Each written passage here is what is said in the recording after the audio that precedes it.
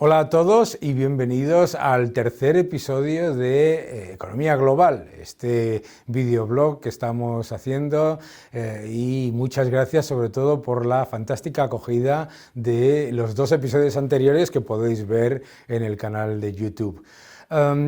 Hoy vamos a hablar de estímulos, hoy vamos a hablar de esa ralentización global que nos están comentando todos los organismos internacionales y que ya hemos comentado también en los dos episodios anteriores, pero nos están hablando de que la solución es entrar en mayores estímulos.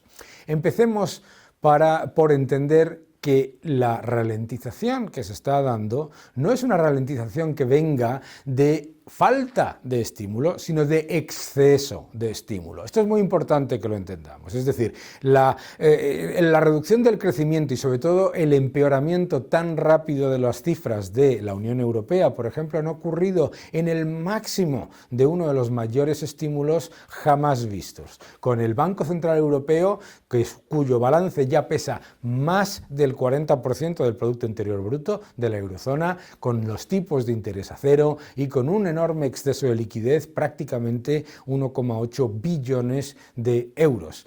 No solamente eso, sino que además con enormes políticas expansivas por el lado fiscal. Los gobiernos han abandonado completamente todo el impulso reformista y se han lanzado pues, a aumentar el gasto público y vemos presupuestos mal llamados expansivos, más bien presupuestos de gasto por parte de los gobiernos en toda la eurozona.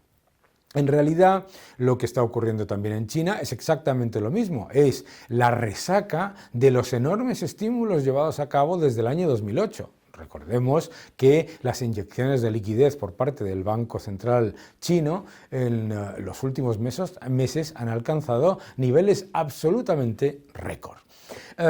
Por lo tanto, si miramos la economía global, simplemente lo que estamos viendo es una ralentización generada por esos excesos y sobre todo en lo que concierne a inversión.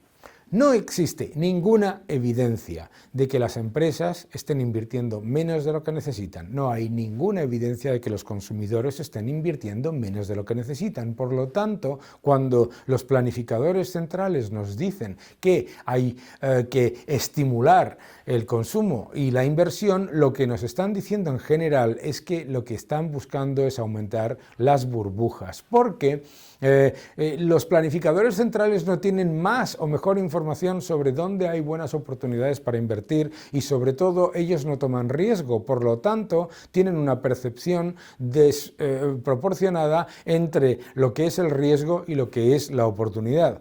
Para ellos el coste del dinero, los tipos, es el factor decisor. No es verdad.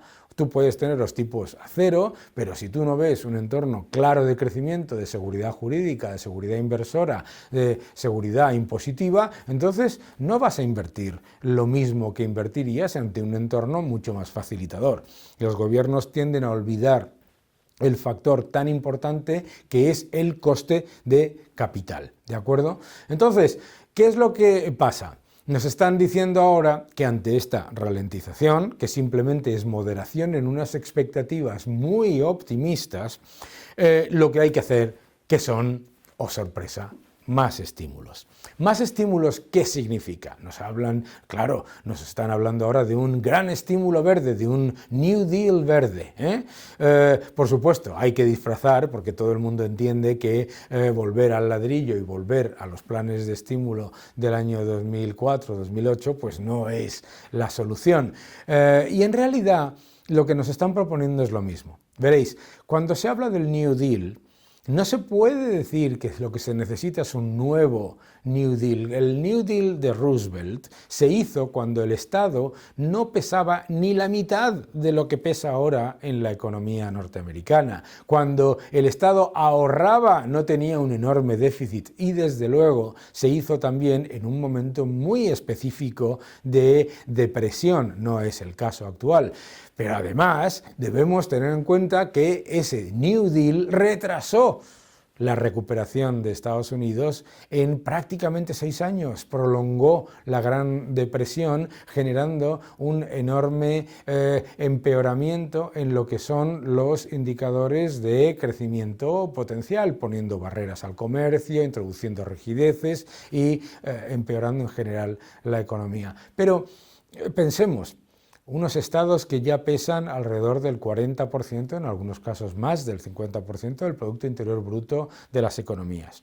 Unos estados que están enormemente endeudados y además muchos de ellos deficitarios, es decir, que gastan ya de por sí más de lo que ingresan. Y además que constantemente están cayendo en ese error de pensar que ellos son la solución a una moderación en el crecimiento, que no tiene nada de malo. ¿Qué es lo que ocurre? Que cuando los estados se presentan como solución a una moderación en el crecimiento y su diagnóstico es el equivocado, piensan que es un problema de que el sector privado no quiere invertir. No hay ninguna evidencia de que no esté invirtiendo lo que necesite. Cuando piensa que lo que tiene que hacer es hacer ese Estado lo que no está haciendo el sector privado para llegar a las cifras a las que ellos mismos, los gobiernos, se habían planteado, ¿qué es lo que ocurre? Que convierten una ralentización en una crisis. ¿Por qué? Porque lo que hacen es incentivar la mala inversión. Porque si todas esas inversiones que nos quieren presentar como el New Deal o la nueva oportunidad o el nuevo gran plan Juncker o lo que queramos llamarlo, ponedle el nombre que queráis, fuesen inversiones estupendas, estarían haciéndose ya hoy por parte del sector privado. Si fueran maravillosas inversiones con rentabilidades adecuadas y que respondiesen a una demanda real de la sociedad, ya estarían llevándose a cabo. A lo mejor una o dos no. A lo mejor una cantidad marginal, pero cuando estamos hablando de centenares de miles de millones de dólares, ¿qué es lo que nos están diciendo? Eso lo habría identificado y hace mucho tiempo ese sector privado. Por lo tanto, debemos tener mucho cuidado ante estas llamadas constantes a más estímulos.